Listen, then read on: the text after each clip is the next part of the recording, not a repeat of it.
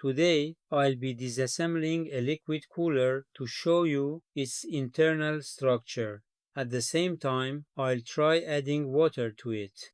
Unfortunately, I don't have any of the special coolant designed for these coolers at the moment.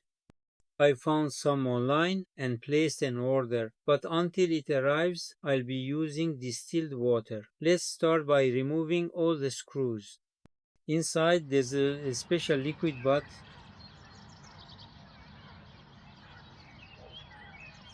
only a small amount of it remains.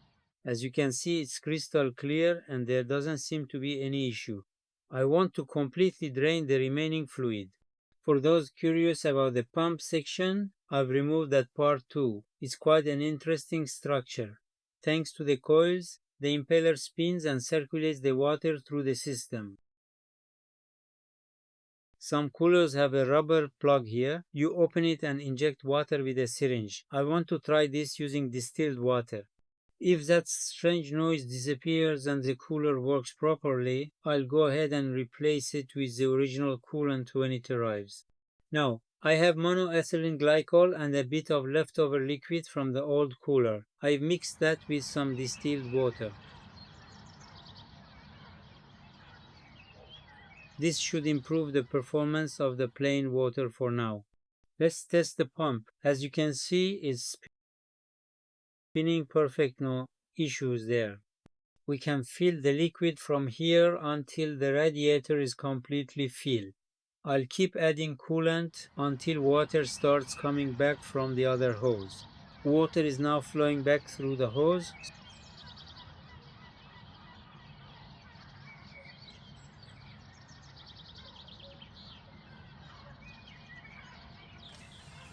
So we're good to go. I'll reconnect the hoses. They're a bit tight, so I might have to heat the end to fit them better. Now let's see if the pump runs like before, no more tractor-like noise, hopefully. After this, we'll install the cooler back into the PC and run a thermal test. The previous noise was caused by the liquid being almost entirely gone. There was barely any left inside. Right now, our GPU temperature is at 63 degrees Celsius and the CPU is at 67 degrees Celsius. A bit high, but not alarming. Let's see how far the temperature goes as we continue gaming. While editing this video, I noticed that the temperatures reached 75 degrees Celsius, which is still within an acceptable range, not extreme at all.